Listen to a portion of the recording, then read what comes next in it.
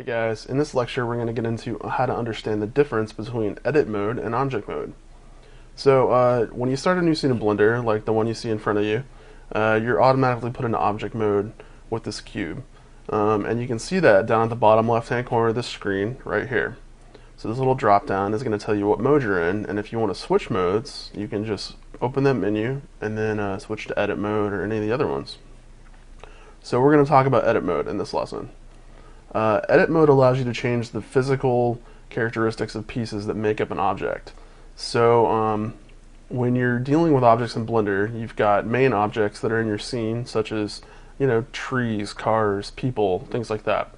And if you want to get in there and modify how they actually look, other than just what direction they're facing, how big they are, and then where they're located on the grid here, then it's important to get into edit mode and to be able to tweak those settings.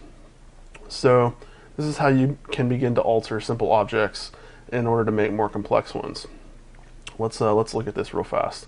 The keyboard shortcut that you're going to learn for switching between object mode and edit mode is Tab on your keyboard. So if you hit Tab and you just continue to hit it, you're going to go toggle between edit mode and object mode just like this.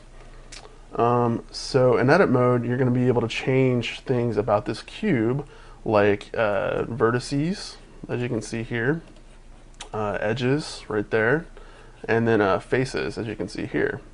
So all of these things kind of together are connected, and they make up what we see when we're in object mode, this cube. So to get in here, we're in edit mode now. If I right click and select a couple of vertices, you can see that I can use the exact same commands as I use in object mode, and I can start moving things around.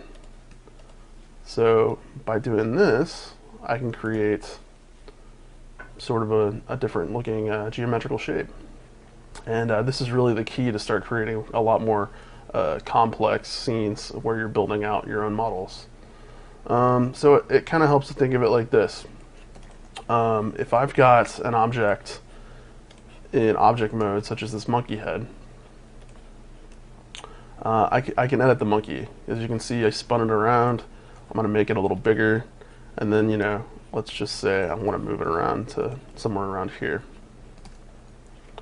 So I got my monkey head, but that's all I can do. I can't go in here and edit how big the ears are, how big the eyes are, where those are located. If I want to make the head a different shape, I can't do anything with that other than just simple scaling like this, and see how it affects everything.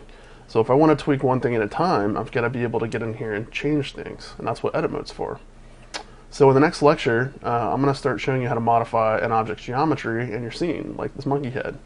And so you're really going to see this is the key to building more advanced objects, and it's how we're going to lay the foundation for building the object we're going to be using in this course, which is a fire hydrant. So I will see you guys in the next lecture.